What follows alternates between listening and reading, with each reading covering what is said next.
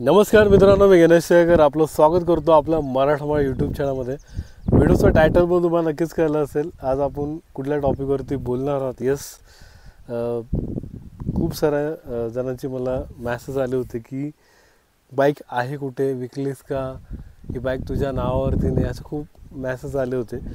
कुठे आहे, विकलीस का, सर्व प्रश्नांची उत्तरं आपण या व्हिडिओमध्ये देणार आहे. पण त्याआधी जर तुम्ही चॅनलवर पहिल्यांदा आला असाल आणि अजून तुम्ही चॅनल सबस्क्राईब केलं नसेल, चॅनल सबस्क्राईब करणं सुद्धा फ्रीमध्ये आहे. कारण खूप मेहनत लागते व्हिडिओ बनायला, पण काही सेकंड लागतं. तुम्हाला लाईक, शेअर, सबस्क्राईब करायला. केलं असेल धन्यवाद, आणि अजून केलं असं करून घ्या. चला मग आपल्या टॉपिकवरती बोलूया. व्हिडिओची सुरुवात करण्याआधी तुम्हाला दाखवतो. बघत असाल आपली बाईक इथं उभी आहे, आणि हे जे तुम्ही धरण बघताय, सुंदर असं धरण आहे. हे वेण्णा नदीवरती बांधण्यात आलेलं आहे. खतरनाक. सर्वात आधी मला प्रश्न विचारलेला तो म्हणजे तुझी ट्रायम कुठे आहे, तू फॅशन प्रोवरती फिरतोय, ट्रायम विकलीस का. तर त्याचं खूप मोठं रिझन होतं, मी तुम्हाला दाखवतो. माझा बड्डे होता. बड्डेच्या दिवशी माझी बाईकचा ॲक्सिडेंट झाला. माझ्याकडून नाही झाला, दुसऱ्याकडून झाला. आता गाडीचं काय काय डॅमेज झालं आहे मी तुम्हाला दाखवतो. सर्वात आधी जे झालं होतं ते म्हणजे हा जो लिव्हर आहे हा गेला होता. ॲडजस्टेबल आहे, हा गेला होता, इथूनच तुटला होता. मी लावला होता. एकदा तुम्ही जर रत्नागिरीची राईड पाहिली असेल, मला वाटतं गणपतीपुळे, त्याच्या पहिल्याच राईडला हे तुटलं होतं. पण फिट करून घेतलं होतं. त्याची कॉस्टच तुम्हाला सांगतो 2000 रुपये आहे. फिटिंग वगैरे पकडून 2100-2200 रुपये होऊन जातं, किंवा जास्त पण जातं. तर मी लावून घेतलं होतं. तर त्यानंतर क्रॅश गार्ड पूर्ण दबला होता. क्रॅश गार्ड दबून सायलेन्सर दबला होता. सायलेन्सरचं पण काम झालं. आणि सगळ्यात आधी महत्त्वाचं म्हणजे हा हँडल बार जो आहे हा वाकला होता, पूर्ण असा वाकला होता.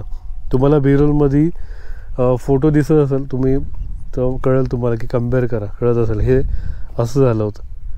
तर हे सुद्धा चेंज झालं आहे.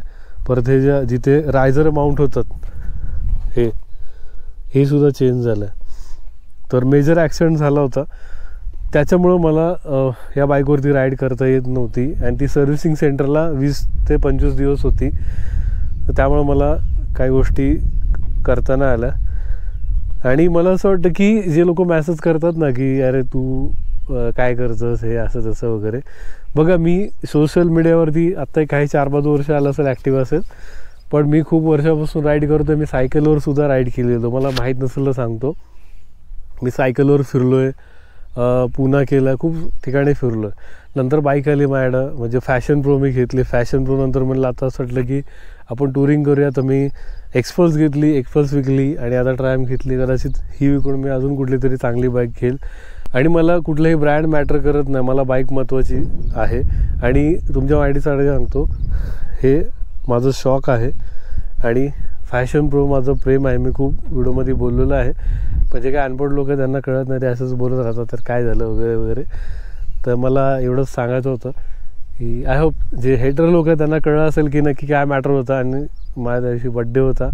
खूप वाईट वाटलं मला, कारण की मी खूप एक प्लॅन केला होता. माझ्या घरच्यांना पण सांगितलं होतं की मी असं असं करणार आहे, पण नाही झालं ते. त्याबद्दल थोडं वाईट वाटत होतं. पण आता फायनली आपल्याकडे बाईक आली, तर आपण राईड करणार आहोत, भरपूर राईड करणार आहोत, जेवढं जमेल तेवढं. फाटवस्त पण राईड करणार. तेव्हा हे हेटर लोक कुठं जातील काय माहीत. मला एकच म्हणायचं आहे की जेव्हा मी चांगलं करतो तेव्हा पण तुम्ही कमेंट करा ना.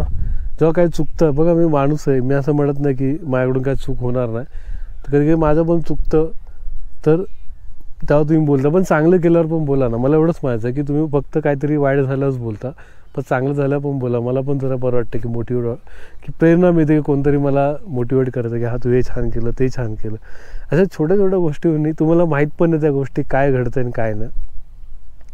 आणि त्यात तुम्ही असं काहीतरी मॅसेज करताय. जर माणसाची जी मेंटॅलिटी विचार करा. तर मी जर थोडा डोक्याने स्ट्रॉंग असल्यामुळे मला एवढा काही सिरियस घेत नाही. पण असे खूप जण की ते मनाने हळवे असतात, ते थोडा विचार करत बसतात. तर असं काहीतरी आय होप तुम्हाला कळलं असेल की नक्की काय मॅटर झाला होता. आणि दुसरा प्रश्न मला एकाने विचारला, ही बाईक तुझी नाही आहे, तुझ्या नावावर नाही, दुसऱ्याची कोणाची घेऊन तू चालवतोस. तर त्यासाठी मला सांगायचं की बाईक माझीच आहे. आता मला हे सांगताना पण थोडंसं वाईट वाटतं की मला सांगावं लागतं ही बाईक माझी आहे, दुसऱ्याची नाही आहे. तर त्याचा RC बुकचा जो फोटो आहे या साईडला तुम्हाला इथं पाहायला दिसेल. त्याच्यावर माझं नाव आहे. फक्त ॲड्रेस वगैरे काही गोष्टी मी त्या ब्लर करून टाकेल, कारण मला ते दाखवायचे नाहीत. तर हे पण दिवस येतील असं मला वाटलं होतं, की मला हे सांगावं लागेल की माझीच बाईक आहे. आणि अजून एक मला सांगायचं आहे की आजकाल खूप सारे ॲप्स आहेत. त्या ॲप्समध्ये तुम्ही गाडीचा नंबर टाकला तर त्या ओनरचं नाव कळतं. परत किती वर्षाला घेतली आहे ती, किती महिने झाले, लोन आहे का ना, सगळं दाखवतं त्याच्यात. तुम्ही जाऊन चेक करा. हे अनपढ लोक हे असंच असतात, आपल्याला मॅसेज करून त्रास देतात की ही बाईक तुझी नाही. अरे बाईक माझीच आहे, माझ्याच नावावरती आहे, मीच लोन फेडतो, दुसरं कोण नाही आहे. आणि मला असं म्हणायचं की बाईक कोणाची पण असू दे, कशी पण असू दे, पण मी चॉईस करणार ना बाईक कुठली चालवायची, फॅशन प्रो चालवायची का ट्रॅम चालवायची. माझी बाईक आहे आणि मला ज्यात कम्फर्ट फील होतं त्यात मी ती बाईक चालवतो. आणि मी याआधी पण बोललेलं नाही, आत्ता पण मी तेच सांगतो आहे, ट्रॅम माझा शॉक आहे आणि फॅशन प्रो जी आहे ती माझं प्रेम आहे. तर मी कधीही प्रेमाला प्रेफर करतो, मी शॉकला जास्त एवढं करत नाही. आणि मला माझ्या मूडवरती, माझा मूड झाला ट्रॅम चालवतो मी ट्रॅम चालवतो. मला फॅशन चालवायची, फॅशनवर मी कुठेही जाईल, मला त्यात खूप कम्फर्ट आहे. आणि राजमशीला मी जेव्हा गेलो होतो, तुमच्या माहितीसाठी सांगतो की ह्याचे टायर जे आहेत, ही क्लासिक बाईक आहे, त्याच्यात ऑफ रोडिंग टायर नाही आहे, तर गाडी स्लिप व्हायचा चान्सेस खूप असतो. आणि त्यामुळं मी राजमशीला ती घेऊन नाही गेलो. मी त्या व्हिडिओमध्ये बोललो होतो की मी पुढे सांगेल.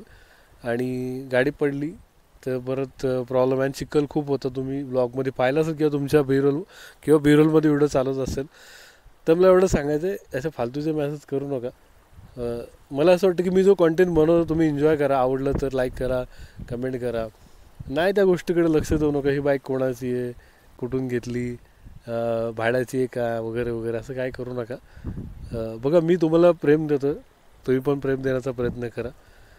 आणि तुम्ही मला राग देताय, मला भडकवण्याचा प्रयत्न करता, तर मी भडकणार नाही. कारण की मी खरं आहे, मी जे दाखवतो ते काय खोटं दाखवत नाही. आणि मला खोटं बोलायचं असतं किंवा दाखवायचं असतं तर माझे रोज एक व्हिडिओ आले असते.